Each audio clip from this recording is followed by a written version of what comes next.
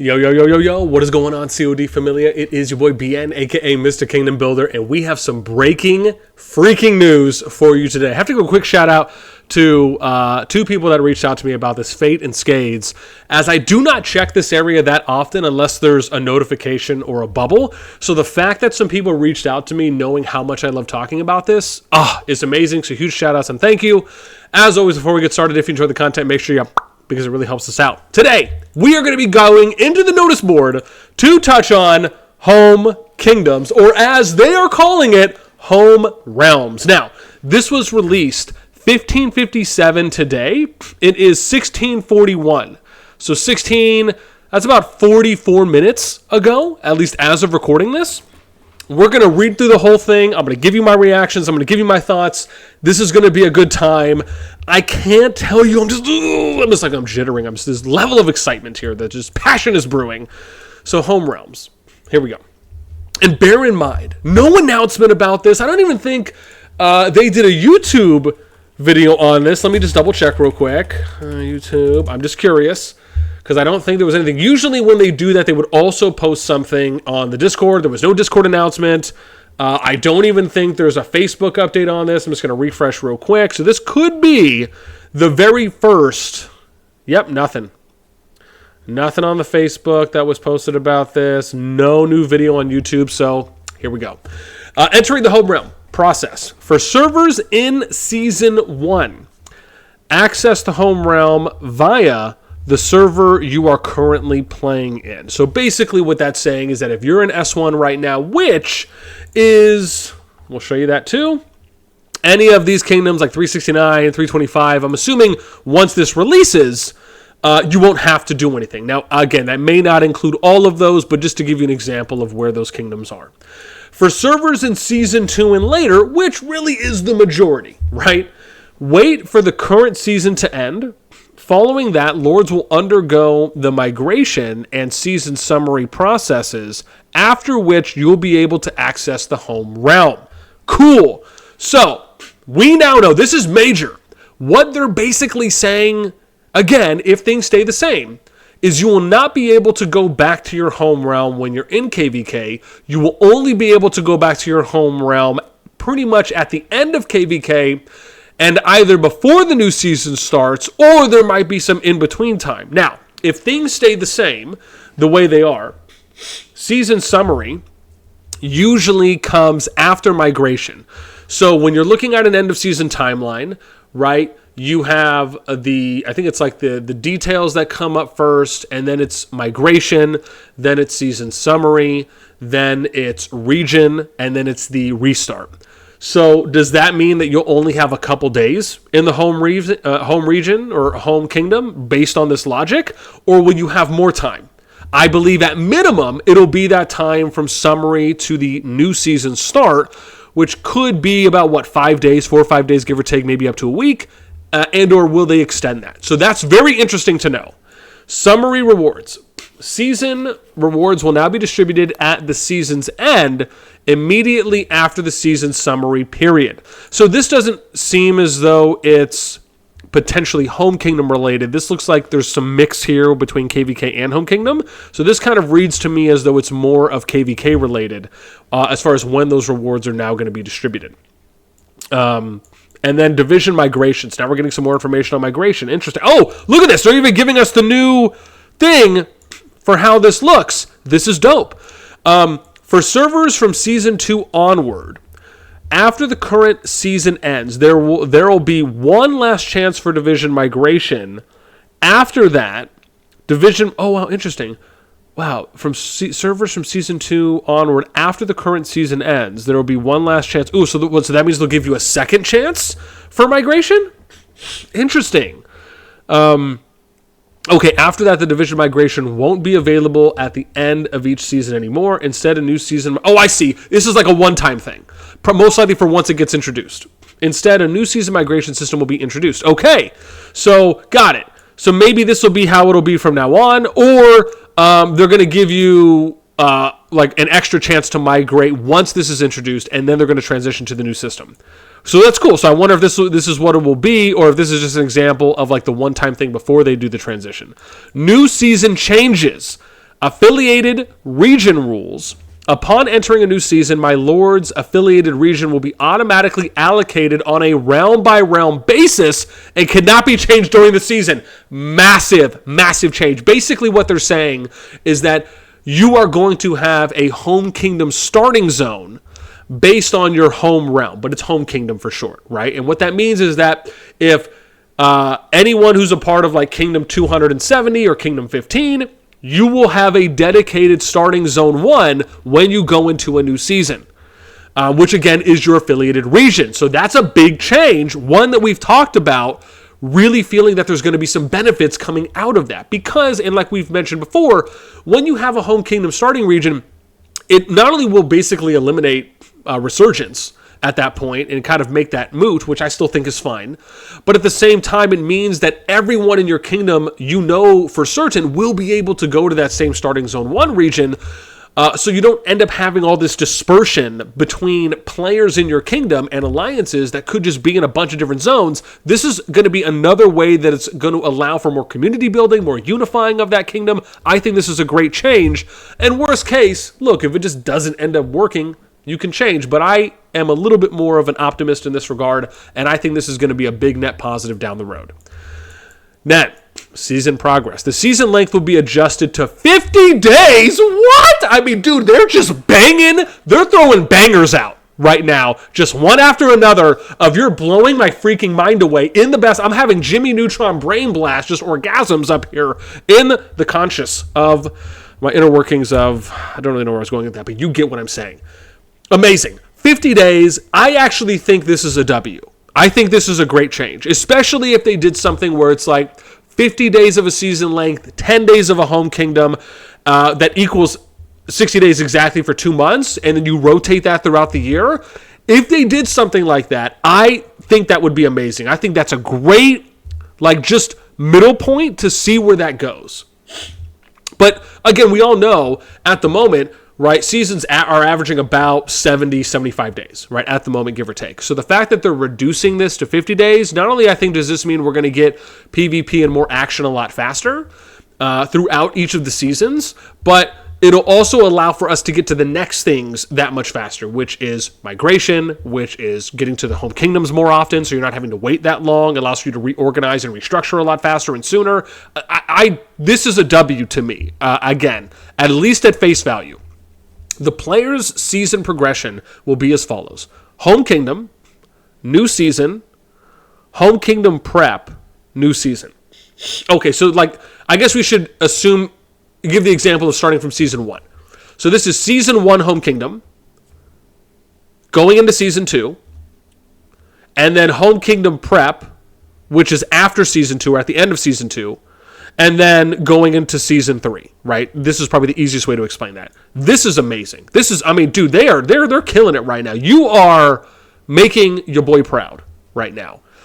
Season quests. A new season quest system will be introduced, allowing lords to earn rewards by completing quests issued during the new season. Okay, I like this.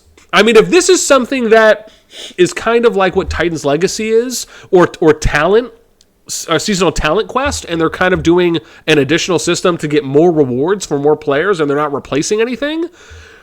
You know, I'm in favor of this. I've always been a big proponent of, like, look, if you're going to add more tasks to do, more things that are going to give players a more opportunity to spend more time in game, to progress and develop their account as a way to keep up with people that might low spend or mid spend, depending on how many things there are to do, I'm always going to be a big fan of that. So if this is something like that or right up that alley, I'll be very interested to see how that plays out.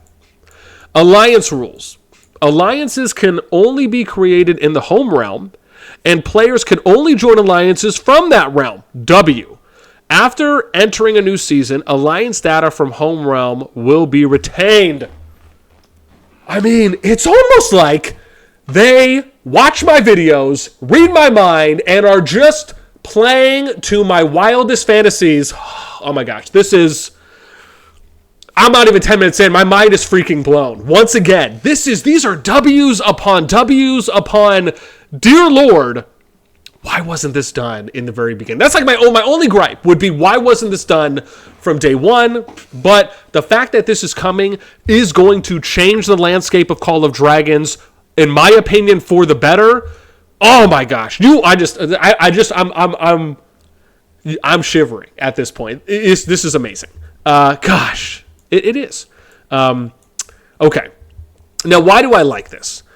I like this because, like I was saying before with the Home Kingdom starting zones that they're basically adding in now, this is something that is going to, once again, allow players to build that community, to unify a lot more, and to organize and structure the players that are in said kingdom, going and funneling into the alliances that are there. It's going to allow for you to audit more appropriately. It's going to allow for you to know who's there, who's not, who's in an alliance, who's not in an alliance. You can go and find these players and basically try to recruit them and bring them into an active alliance. You could build out more than just 1 or 2 active alliances. I mean, there's a lot of potential here. Okay, just stop it. Warband system. The unions system will be upgraded to the war...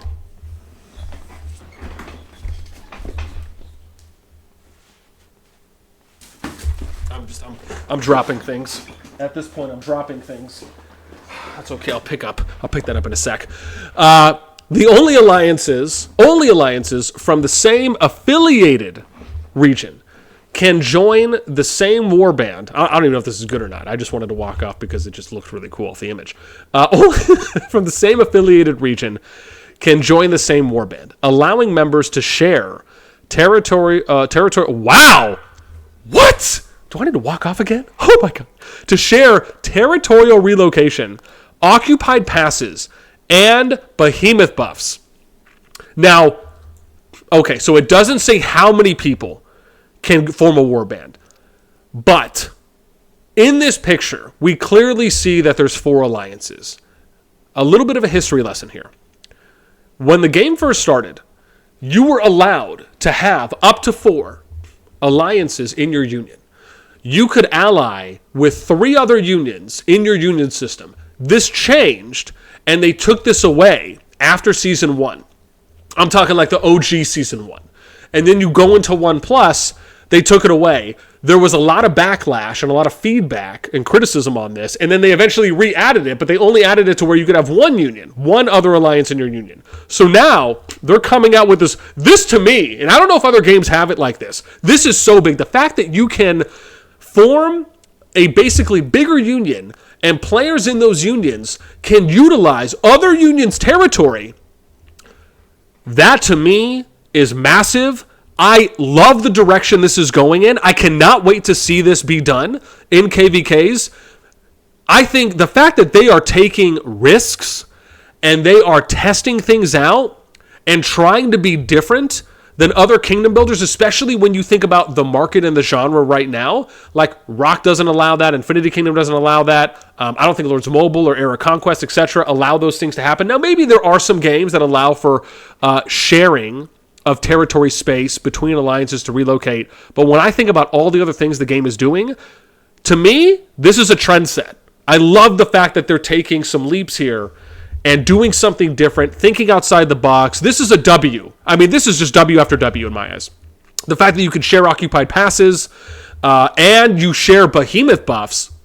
This, to me, if I'm really thinking about this in a bigger aspect than where it is currently, this is only incentivizing healthier kingdoms with what? More alliances and a lot of player activity. This is not something that benefits just 1 alliance or 2 alliances. This is something that benefits kingdoms with multiple, with more than 2, with many alliances, in my opinion. And the more alliances you have, the more you're going to be able to take advantage of this. Why? Because you'll have more active players, more fighters, and you'll be able to utilize multiple different alliance territories in order to relocate to whenever you need to. You can fight on more multiple fronts. So, dude, this is, I mean, they're just crushing boundaries right now. Like, oh my gosh. And that's just a little bit of what I'm thinking off the top. I'm sorry. The excitement level is at an all-time high right now. This is amazing. Oh my gosh. Ranking events. Oh, also, I don't know if I mentioned this before above, but the fact that you're going to be able to see home kingdom leaderboards when you're in the KVK from one of the things they mentioned up there, which was something that you could do in Infinity Kingdom, is phenomenal. I hope that they keep that in there. I also hope that eventually they expand it beyond 200, where we could see maybe the way it is in Rock, where you can look at like up to 1,000 at some point. That'd be lovely. Ranking events. The Strongest Lord and Great Heights events will continue to use the previous ranking method, where realms within the season server will compete together for rankings. Okay, so basically unchanged there. That's nice to see. At least they made a mention of it. So yeah, no, I'm fine with that. Oh my gosh.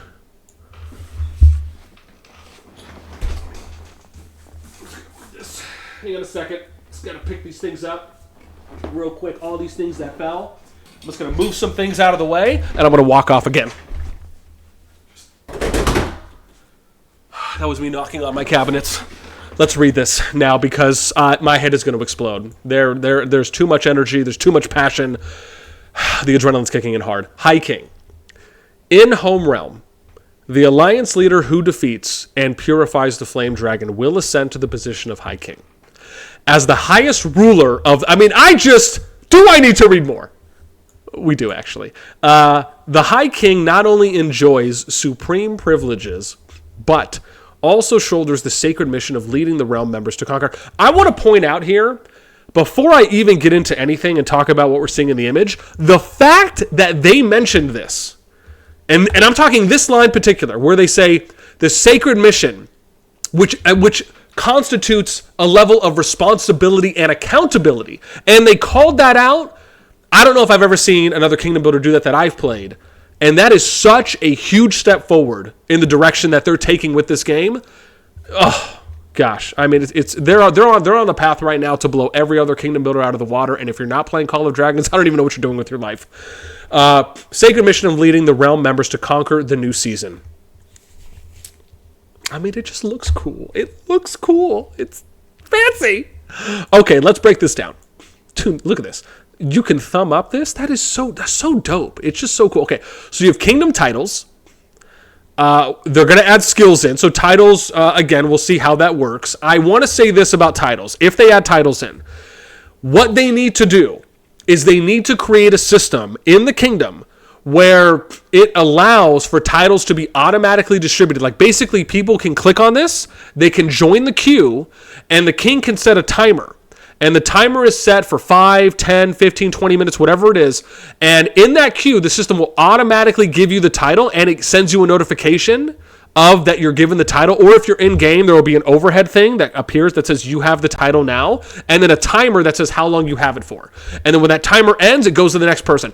Automate the process. Do things that are, once again, pushing the threshold of how kingdoms need to be more autonomized, and we need to give kingdoms tools in order to be more efficient and effective. Optimize, allow the management teams to really take kind of more hold and more control in a sense of what they can do, right? Because right now in Rock, and I'll give you a great example, in Rock, before they started coming out with bots to do this work, players were spending abhorrent and almost ridiculously unnecessary amounts of times where they would have to be on for 2, 3, 4 hours. I was in kingdoms where some people were dishing out titles every 4 to 6, or they would be there for 4 or 6 hours straight, and they would just dish out titles. It is a thankless job, and it drains people's souls. Let's just be honest about it. I hope they do something like this because you have an opportunity to really set the standard in the genre. Let's talk about skills. So they're going to add skills in. Let's just assume if this is right. If they add skills in, what kind of skills will those be? Some of the skills that you see in Rock is, like a skill where you can lock down, you can hold someone in place, right? So if you have a rogue player, you can hold them in place. You can kick them out to the corner zone 1. I'm forgetting some of the skills. I'd have to load it up. And then it looks like gifts. So gifts are things where once you become king, you can issue out gifts. I believe it's to anyone in the kingdom. It might be to anyone in the controlling alliance that takes it. However, I hope that if they're going to add gifts in this way, they allow for who's ever going to take king to give gifts out to everyone in the kingdom, not just for the controlling alliance. Again, it would be more in line with what they're saying here, right? Which is leading the realm members. It doesn't say leading the members of the controlling alliance who captures or who becomes High King. It says all the members in the realm or the home kingdom. And then we can't see anything else, but I'm hoping, this almost looks like an envelope here, if I'm really trying to get some detectiveness. So that means that they're probably going to add in King Mail.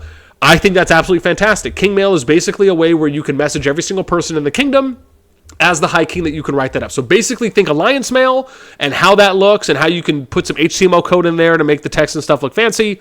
They're going to give you an opportunity to do that as well. Some of the things I'm going to touch on, and I'll do another video covering this. This is just my first reaction. I'm so excited. Is something like a King's Mail, I hope they do. I hope they give you a read receipt.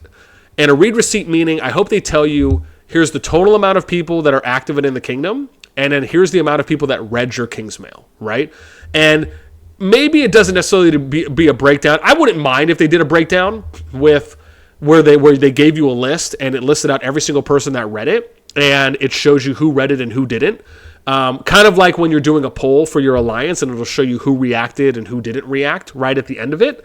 Like, that'd be cool if they did something like that where it would show you maybe 24 hours, or even if it showed you in real time, that'd be dope too as well, right? So that way you can see who's reading King's Mails and who's not reading King's Mails. I like this whole thing where you have like an upvote. This almost looks like a mail or maybe like a disclaimer, or sorry, not a declaration. This actually looks like they have a king declaration here and people can upvote that. That's pretty cool as well. So from this image, it looks like there's 4 things, maybe a 5th. What could that 5th thing be? Maybe it's migration, right? They haven't really indicated anything there yet. And I think there's a little bit more. So let's keep going. I know I'm at 21 minutes, but I'm so excited. Okay. Oh, look. So it tells us when it's coming. New season migration system, 1.0.26. So that's 2 updates away because the next one is 1.0.25. Personal migration rules. After meeting certain requirements, lords can use the season migration feature to migrate to the home realm within the same season server. Okay, so we know it's same season. And an example of that is if I'll just do this so I don't have to get off this page. So let's do this, and I'm going to use my right thing here. Actually, no, you know what? I'll do it from here, right? So same season, we'll just scroll back. Same season is where if I'm into ST1, Tamara Season 1, or let's just say I'm Season 2, better example. Let's say I'm in Season 2. Any of the kingdoms here from 321 all the way to 292, you'd be able to migrate to any kingdom within the same season, right? That's basically how that would work. Let's go back in. Here. Hopefully we won't have to scroll too far down. Here we go. Season migration requires using an item called migration permits. Oh. I mean, listen, if they're going to change this to migration scrolls, this could potentially be my only downside, just my only gripe, depending on how it's done and what it may cost. The number of migration permits required for lords to migrate during the season varies based on their power. Okay, so this is kind of starting to get indicative of what that is, how the rock system is. Upon completing season migration, you will enter a cooldown period. Lords must wait until the cooldown ends before initiating another season migration. Okay, this is pretty consistent. Like in Infinity Kingdom, it was 30 days. You can migrate to a kingdom, you have to wait 30 days, and then you can migrate to another kingdom. I don't know what the cooldown period is in Rock, if it's the same or if it's different, or if it's based particularly off power, very similarly to how it is in Rock, is in CoD, right? Where if you were joining an alliance, you left that alliance and you wanted to go move, you'd have a cooldown time before you could teleport there. The migration permits thing, I will say this. I like the migration system in Rock where it's like, look, it costs you 5k gems to move. I don't think that's something out of the realm of possibility. I don't think that is too high or too low. I think it's something that free-to-play can acquire and attain. But I guess if they're saying this, if they want to make it to where maybe you can get permits as an additional way to migrate and they'll still leave the same 5k in there, but this is just a different thing you can do. Maybe you can do like a discount or a bulk buy. I would maybe be somewhat okay with that. But if they're going to remove the 5k gem, and bear in mind, I understand the 5k gem system to migrate, if you're comparing it to Rock, is night and day. It is so much more favorable in CoD to migrate, and it's so much more user-friendly and migration-friendly, or just kingdom movement-friendly in CoD than it is in Rock, based on the differences. I just hope that it doesn't become exactly like Rock is, because I think in order for the game to continue to thrive, you need to be able to have fluid movement. You need to allow movement in an easier capacity than what it is in Rock, and I'm always going to stand by that. Realm migration rules. The High King can adjust the season migration power limit of the realm to impose restrictions on the power of migrants. Okay, that's a W. So far, based on the first line, that's exactly how Infinity Kingdom works, where you can adjust it, but still, Anyone can come in under the cap. That's not enough, but it is a start. Each realm has a maximum quota for the number of migrants it can recruit each season. Fantastic, but again, we hope that they show what that number is in real time as people are either leaving or coming in. In addition to the season migration, we're introducing a special migration system. So basically, it almost feels like they might be adding in, is this like Imperium? Is it something else? The quota for special migration is limited and requires approval from the High King. Once approved, migrants entering the corresponding server will not be subject to any power or quota limitations. I mean, this to me sounds like this could be an Imperium thing. However, they didn't say anything. For those of you that are curious, like, okay, boss, what's an Imperium thing? So in Iraq, they have Imperium kingdoms, which is basically where once upon a time you had the top 32 kingdoms, the strongest kingdoms based on the top 300 players, and you would just add all their powers together for a sum total. Those would be given the designation of Imperium. When you're Imperium, you have soft and hard caps. The soft cap, once upon a time, was where it was 25 million and under. You could still have as many players come into the kingdom under that power limit. I believe it was recently raised to 35 million. And then anyone that was over that cap would be given a special one time a month permit or scroll or item that you could, or that was applied to the kingdom, where someone could apply that was like 100 mil, 150, 200 mil, and you could allow one of those people in one time a month.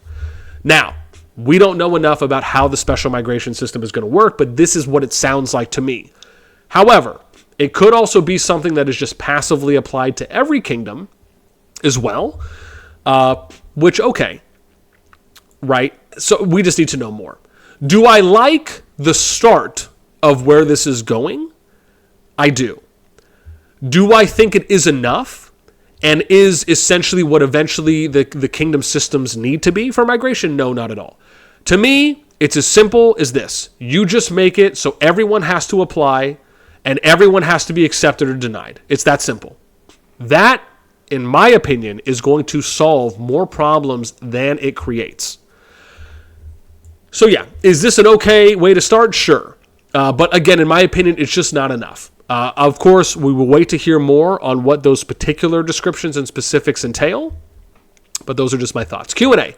When can migration start after the update? Migration will be available, or at least I think we're on 1.24, right? I'm not. Am I tripping hard on this with me not knowing the update that we're on? Let me check this real quick, because now I'm having a little bit of, okay, good. We are on 1.024. Okay, good. So I had to go check my settings real quick on my other screen, just to make sure that I'm not going crazy. So migration will be available starting from Season 2 and onwards after the update. Question 2, how are migration quotas determined after the update? After the update, lords below the power threshold won't count towards the migration quota, but those above the threshold still will. The remaining quota will depend on the server's status, full, crowded, or active.